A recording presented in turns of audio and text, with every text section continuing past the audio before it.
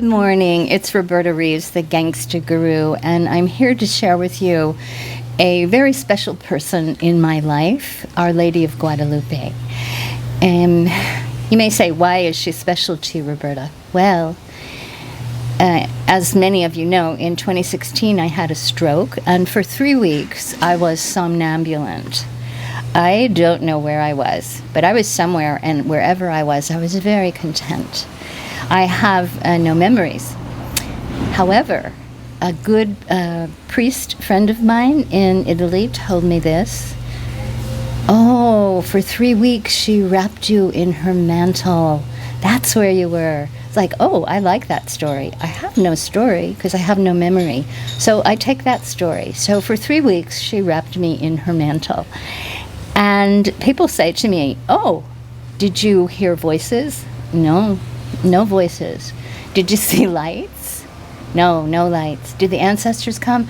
No, there was just nothing. It was nothing. And it was dark. So I like the story that she wrapped me in her mantle, and whenever I meet a challenge, since then, that is exactly where I go. I wrap myself in her mantle. So I want to tell you the story of Our Lady of Guadeloupe today, because December 12th is her feast day, and I hope you will honor her as I do on December 12th and all day long. Okay, I'd like to start by introducing you to Our Lady of Guadeloupe. The image is very powerful and mysterious. And the Tilma story, which I will share with you, is nothing short of truly amazing and defies science, which I, of course, love. Our Lady is often shown in all the Black Madonnas that I have seen, all the dark Madonnas that I have seen, with San Miguel. San Miguel is her protector. In Italy, at Castelmonte, he protects her. He flies her to the top so she can claim Castelmonte. So they have a special relationship. God says to San Miguel, his favorite angel, hey, that's my mama. You better protect her. And San Miguel does. Let's talk for a moment about the history of Our Lady of Guadeloupe. She appeared first to an indigenous Indian man, Juan Diego, on December 9th, 1531. And she asked him some questions. She spoke in a language called Nahuatl, which was the language of Juan Diego. Okay, she did not speak in Spanish. In fact, her symbology, there is a lot of Aztec in her symbology and a lot of Christianity. The following words of Our Lady of Guadalupe have been extracted from the Nikan Mopohua, a 16th century historical account of the apparitions and the miraculous event, written by Nahuatl Antonio Valeriano. These words of the Blessed Virgin were spoken to Juan Diego over the course of several days. These are Our Lady's words to Juan Diego. Listen and let it penetrate your heart. Do not be troubled or weighed down with grief. Do not fear any illness or vexation, anxiety or pain. Am I not here who am your mother?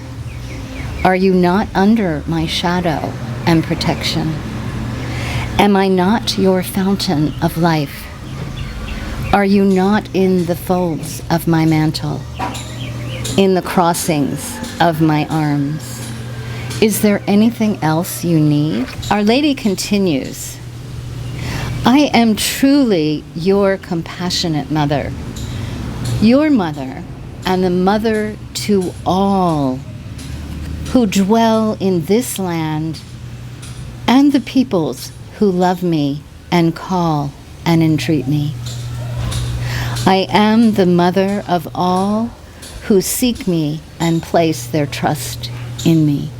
I listen to her words and I hear her speaking those words to me today in this time of sheer madness that we are living through. And I understand now that her tilma, or Juan Diego's tilma, his cloak on which the apparition appeared, is indeed a giant tarot card. How cool is that? It is a codex of symbology. And she is speaking to us in symbols. For instance, Mary's hairstyle conveys that she is a virgin. The ribbon over her womb conveys that she is pregnant. The four-petaled flower over her womb, jasmine, is the Aztec symbol for deity. The teal color of her mantle symbolizes heaven, and the pink color of her tunic symbolizes the earth. The eagle angel holding both her mantle and tunic indicates that heaven and earth are united in her. The 8-petal flower symbolizes the planet Venus, known to the Aztecs as the morning star, and to the Europeans as the Roman goddess of love, beauty, and sexuality. Its symbol is also the symbol for female. The woman on the tilma appears as the morning star, who redeems human love, beauty, and sexuality by opening it to the divine. The large flower cluster resembles the Aztec glyph for the hill or the mountain associated with the sacred temple of the Aztec civilization. Indeed, she appeared on a hill called Tepeyac Hill. She did not appear in the city itself. The curving stem corresponds to the Aztec glyph for river, which represents life itself, also the idea of life-givingness and fatherhood. When combined, these glyphs represent the idea of communal living, ranging from a small village of families to a larger national concept of civilization itself. Notice the large flower also resembles a smiling face, and when it's turned upside down, the flower and stem resemble the heart with arteries plugged into the heavens to the divine source of love and life. Glyphs are actually meant to be read from various angles, not just one way. Okay, turn it on its side, turn it upside down. You can read it many ways. Unlike the Aztecs' own ritual sacrifices, this sacrificial heart is shown to be a divine heart, a heart through which divine blood flows, indicating the sacrifice and thus the love of God. The heart's artery attached to the Virgin's celestial mantle. God is shown as the true giver of life. Rather than being sustained by Aztec ritual sacrifice, God is shown as the one who sustains his creation through the gift of his own divine life-giving bond. Notice also that one of these flowers clusters right behind Mary's clasped hands above her own heart and just below the cross around her neck. Our elders offered hearts to God. The sacrifice of the Aztecs of human hearts. It said as many as 20,000 people lost their lives in one day. Tepeyac Hill was a bloody mountain where she chose to appear. It was the Aztecs' main sacrificial, human sacrificial point. Our elders offered hearts to God in bloody sacrifice that there may be harmony in life. This lady says that without tearing them apart, we should place them in her hands so that she may present them to the true God. I believe Our Lady's message to us is that we must become the codex of love. We must become this message. And I followed a fellow named Anthony DeMello, who was an Indian Jesuit. And he had a meditation that moved me forever. The meditation was this: in the morning, go and put the Sacred Heart of Jesus in your chest cavity and walk around for a day. See what happens during the day. Feel what you feel with the Sacred Heart of Jesus resting in your chest. At the end of the day, the pain will be so great you will have to give the heart back, because you cannot contain the pain that the Sacred Heart contains. It was a powerful meditation for me, not just on who Jesus was, but who we can be. Now I want to talk to you about the astrology of the mantle depicted around Our Lady of Guadalupe. It is her mantle of stars. Astrologers and astronomers have studied that mantle, and that mantle is the exact position of all of the constellations on December 12th, 1531, with one major difference: it's reversed. It's from some being looking from the other side of the heavens through the mantle. Okay, get that. Some energy passed through our solar system. And so the images are reversed, not as we would look up to the heavens, but as someone or something or some beautiful deity would look down on us.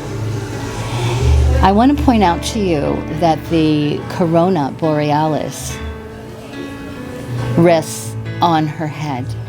She has a crown of stars.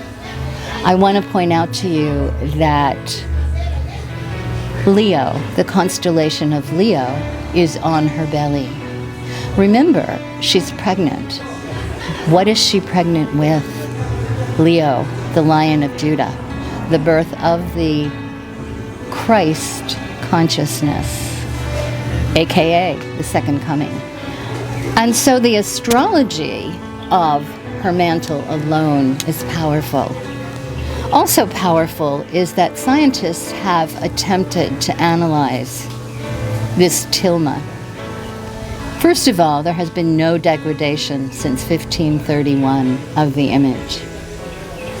It's an image that was on the cloak of Juan Diego, known as the tilma, a rough cactus fiber that the Indians would wear. He was very poor, Juan Diego.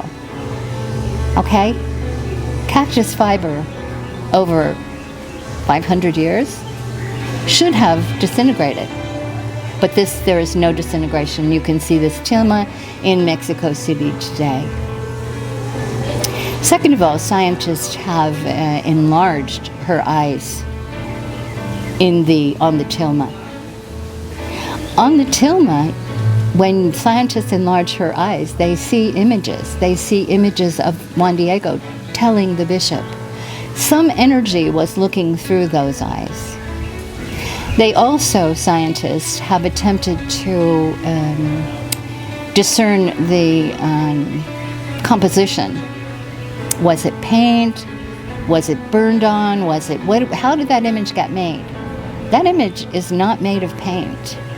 It's kind of like the Shroud of Turin. It's a burned-in radiation that does not disintegrate over time. How to convey to you the import of this. Our science cannot master this tilma. Our science cannot even describe the composition of how this was made and why it doesn't disintegrate and why are there images in her eyes. It's a miracle. It's a real-life, true-to-life miracle. Okay, you might say, so great, that happened in 1531, cool. What relevance does it have for today? Number one, I told you, I put myself under her mantle. It still works today. The prayer of her words still work today. Every time I get scared shitless, I go wrap myself in her mantle in my mind's eye and protect myself with her mantle. That's what she said to do. I'm doing it. But thirdly, I have come to believe that she is the woman in Revelation chapter 12, verse 1. And now I'm going to explain to you why I believe this. I call your attention to the biblical book, the last book of the Bible, the book of Revelation, chapter 12, verse 1. The text describes a woman clothed in the sun. Guadeloupe, her image is indeed standing with rays of the sun coming from behind her. She is literally clothed with the sun. The moon under her feet. Look at her feet. She is standing on the moon. And upon her head is a crown of 12 stars.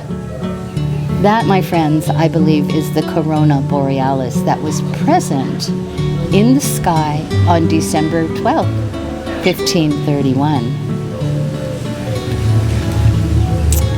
The woman in the book of Revelation, chapter 12, verse 2, is pregnant and about to give birth.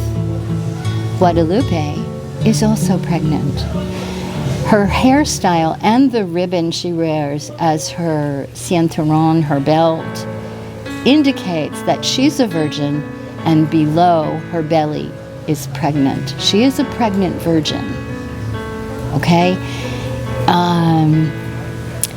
As I mentioned prior, the constellation Leo is on her belly. Leo, the Lion of Judah, another name for Jesus, okay, from the Old Testament. So she has a lion in her belly, she's pregnant, and she's a virgin. Connect the dots. I'm trying to. Then there is a description of a war in heaven. A great red dragon having 7 heads and 10 horns and 7 crowns upon his heads, who was about to devour her child as soon as it was born. But her child is caught up unto God.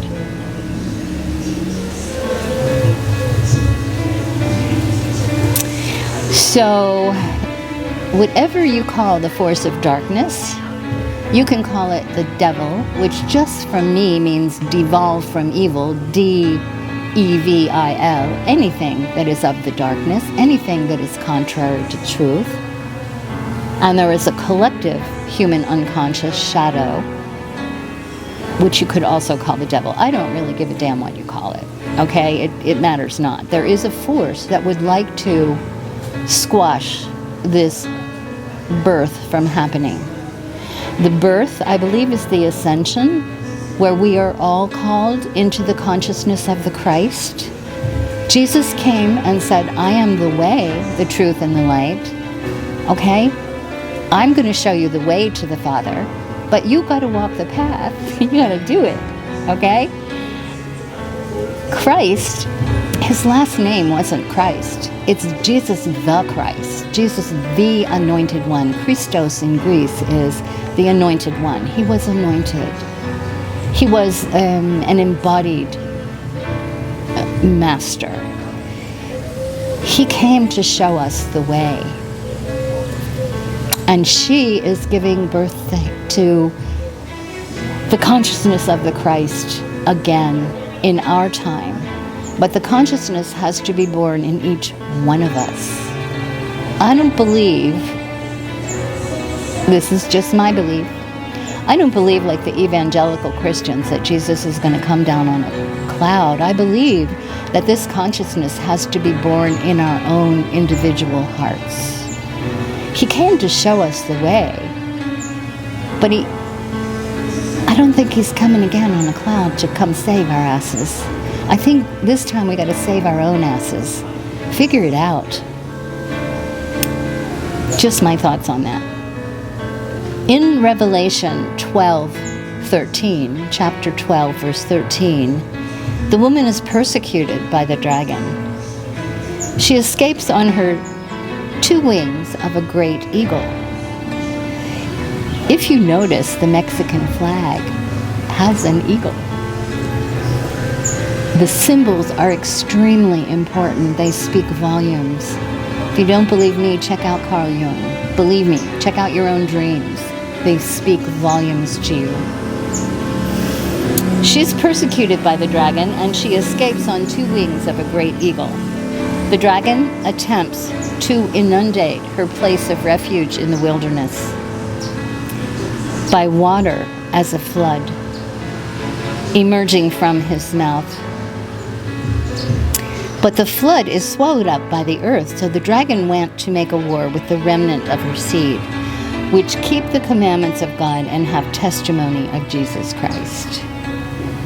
So I was never a biblical person. I was raised Catholic. We weren't allowed to read the Bible. The priests read the Bible and then told us what it meant every Sunday. But did we read the Bible? Oh, hell no.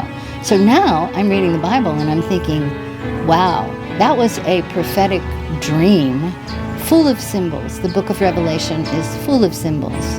I do believe from all of my studies that we live in the end times. End of what? End of one way of being into another way of being. Even in yoga, we live at the end of Kali Yuga. Kali is the destructive force of the universe, the goddess who devours her own children. And we're moving into Sat Yuga. Sat is a time of peace, truth, and meditation. Okay, so we are transitioning in many, many fronts. Some people will call it the ascension. Our souls are increasing in frequency. If you're Christian, you can call that the Christ consciousness. We are becoming like Jesus the Christ. He came to show us the path, to show us the way, not to do it for us. I think I'm going to get a bumper sticker, and it's going to say this: Jesus, save me from your followers.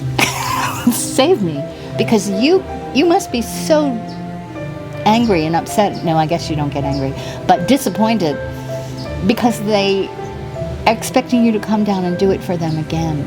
No, you did it once. That was really nice of you. Thank you. Showing us the way. Thank you. So I think I left out the fact that the tilma actually was part of the miracle of Juan Diego. Our Lady commissioned Juan Diego when she appeared to him to please have a temple built. Well, here's this poor Indian guy. He ain't got no money. He ain't got no power. He got nada, nunca, nothing. And he goes to the bishop, and of course the bishop is all there with his rings and jewelries and the, what can I tell you?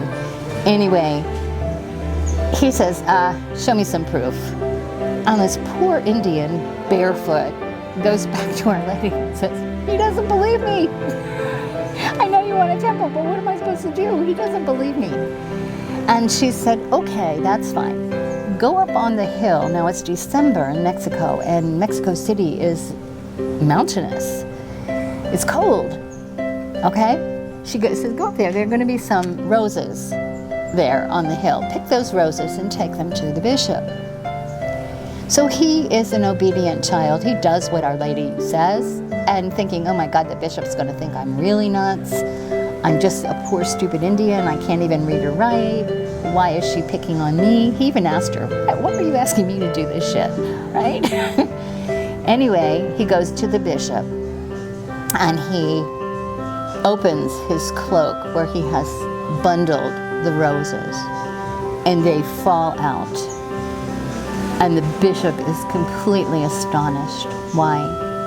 These roses, number one, don't grow in Mexico. These roses grow in his native Castilian Spain. These are not native to Mexico roses. That's number one. Why are they blooming in December? Okay, roses don't bloom in December. So he begins to believe her. But more astonished than the roses, the bishop looked at the inside of Juan Diego's poor, crudely made, probably by his mother or his wife, tilma, rough, not canvas that you would paint on. And there is this image of Our Lady of Guadalupe. She left her picture so that the so that the bishop might believe. Okay, she had to convince the bishop that this poor Juan Diego, he couldn't convince the bishop. He didn't speak Spanish. I think he just spoke Nahuatl. Okay? And so she convinced the bishop. Like, hey, you don't believe him, you believe me? And this image of her that was burned, irradiated onto this tilma that has not disintegrated, that has not broken down over time. There is no paint, is still available for you to visit in Mexico City and to pay reverence to the mystery. I'm going to leave you with her prayer. Listen and let it penetrate your heart. Do not be troubled or weighed down with grief. Do not fear any illness or vexation, anxiety or pain. Am I not here who am your mother? Am I not with you? Are you not under my shadow and protection? Am I not your fountain of life? Are you not in the folds of my mantle, in the crossing of my arms? Is there anything else you need? So namaste, God bless. I hope you enjoy the video. Subscribe below if you do.